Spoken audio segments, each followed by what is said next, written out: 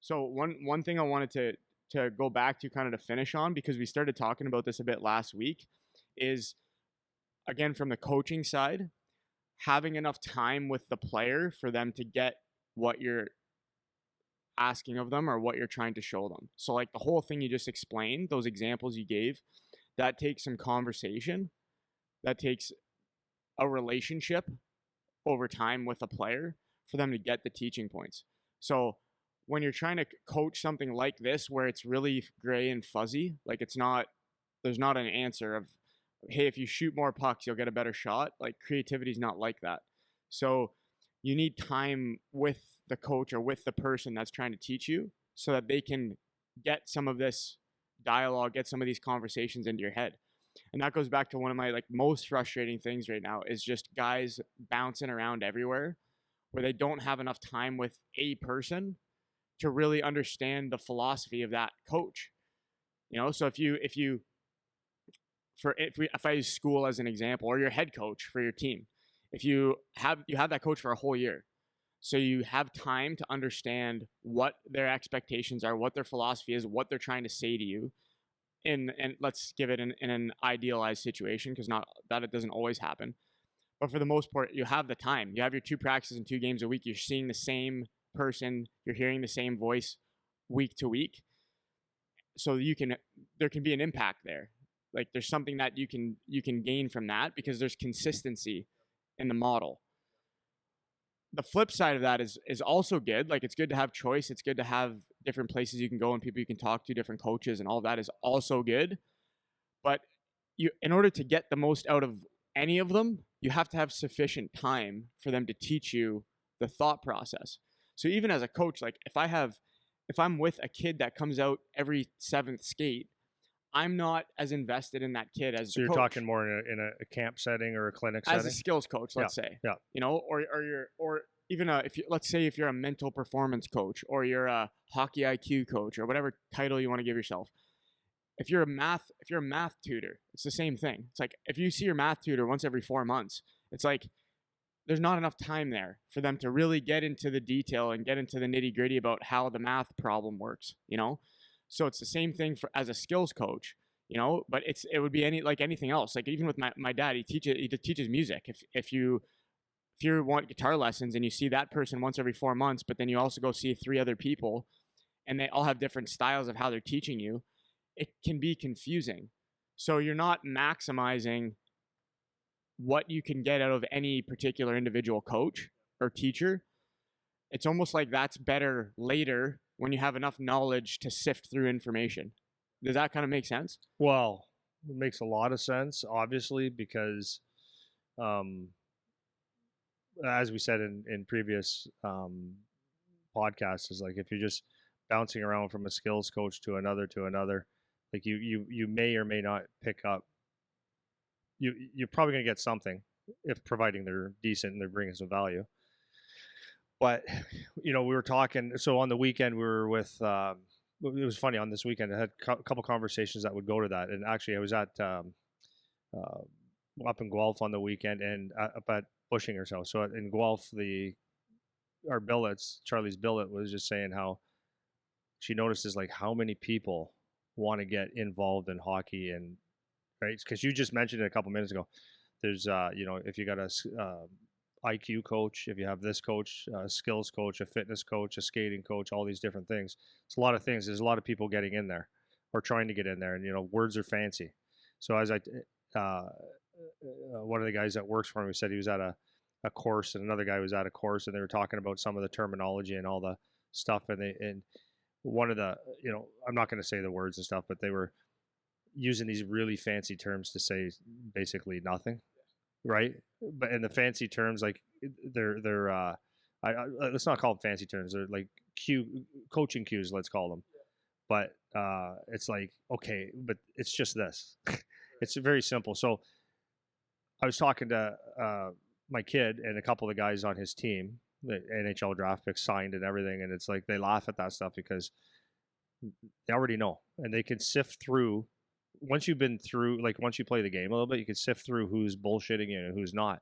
But when you're young or when you're a dad and you want to give your kid opportunities, if you haven't really, if you don't have that knowledge, or you haven't seen, like, whatever you want to call it, right? Like, simple terms, get to the net. Now it's net front presence, right? And that's the simplest thing I could come up with. Like, net front presence sounds like you're really smart now, Yeah. as opposed to get to the net. My favorite one's surfing. Yeah, well, Everyone talks about but that's a because term now. it Yeah, was surfing before it was flush. Before that, it was angle. yeah, Before, right? So yeah, it's all the same word. yeah, yeah. You know. Yeah, but the more you can come up with these terms, the more you can. So I was watching a clip one day, because every now and then I'll go on, and this guy teaching, like, honestly, he was. I showed Charlie. He goes, "My God!" So this was a hockey IQ guy, and he was talking. He stopped this drill with these young kids, and he went on for like 2 minutes about. I'm thinking, oh, this might be pretty interesting. And I looked, and all he had the kid do was take the puck from the hash mark to the top of the circle and shoot. It was a 3-minute sentence. I'm like, man, it's not that complicated. But anyways, my point to that is that bullshit baffles brains, right? So if you can talk a good game, and say things that mean nothing, a lot of people get fooled by that. So I don't know if this is going in the right direction, but to your point is that if you're with someone long enough, you can start. If someone say, okay, okay, Andy, you think you're so good, uh, let me spend 8 sessions with you. So you spend 8 sessions with him, and you say, yeah, this guy is just like full of shit. Hasn't really actually taught me anything, right? You watch someone teach a shooting clinic, like you show the clips, and you go, it could sound like they're really getting onto something, and then the clip ends, and it's like, okay, is there anything there? But then from my perspective, I can listen. I go, okay, you're not teaching anything, man, right? So, anyways, I would suggest, like, you give someone, if you're going to go to a skills coach, give them some time, and there's a period of time where you're going to say, okay, it's really nothing, or it's a lot of bullshit, or you might find out later. So I thought it was good, but it's not. But at least you can absorb some of it and see what's real. And if you're not making any progress, then it's probably not very good. Right. Yeah. Right. And then it's the best way to tell. Yeah. But if you feel like you're getting a lot of words and not a lot of substance, then it's probably a good thing. So, anyways, yes, if you spend time with someone, you're going to find out if they're real. If you spend time with someone, you're going to find out if it's true. You're gonna find that you're gonna have improvement in certain areas, and it might not be as fancy as you think, or it might be. I don't know. And if you only spend one session with someone, like, that's the one thing I don't like, is when someone, when we're doing, let's say we have a 12-week program, and we have a drop in once or twice or 3 times in those. It's like, so let's say you're coming in, and we're at the end of end or right in the beginning of something that we're teaching, and it's a progression.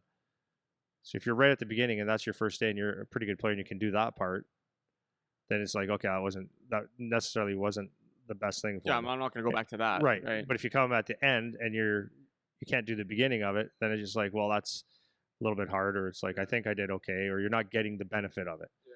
So that's why I would say stick around with someone for a while to see if it's good stuff and what you're getting out of it. And so those are two sides of the same coin, which I don't really understand that saying, but in order to get the juice out of the person, if there's some there, then you need to give them time to explore that. Like, if you come out and skate with you once, you don't have enough time to have all this conversation, which over 12 weeks you do, right? Or at least you have much more opportunity to. So for the kid that's engaged and wants to learn, that's where you're going to get it. It's time under tension, man. That's what it is. That's the law. So on the coaching side, if you want to have enough time to relay your message, you also need that. You know what I mean? You need that session after session, hour after hour, where you can get to the point, because most things are a teaching progression. So for this group of girls that I'm every single session that I have with them on the ice, I'm tailing in the theme of creativity. I'm tailing in the theme of passing. I'm tailing in the themes of wall work. I'm tailing in the themes of battle, because that's what their coach said they need some focus on. Those are the weak spots. So it's like, okay, I know that. Now I have a program that's designed with those themes every single session. So for 8 weeks, I can guarantee that every single girl that's there will be able to take something. They'll remember something I said at some point, whether it's in the gym or on the ice. I got them 3 times a week in the gym. I got them once a week on the ice right now. They'll remember something to do with those themes when we speak, or when they move on after the program's over, right? So it's important that you give that time. So as a coach, as a trainer, this is again why when you design whatever the program is, like this is something I'm going to definitely move more towards in the future when I have control over it, is you're either in for the program or you're not, right? You're either in for it or I'm not doing it. And it's not, this is where you have to make your, obviously you have your stance on how much the money matters from a business perspective versus the quality of what you want to do. Because you can't, if you do both, then it's a double dip, man. You can't have both and it work the way you want it to work. I have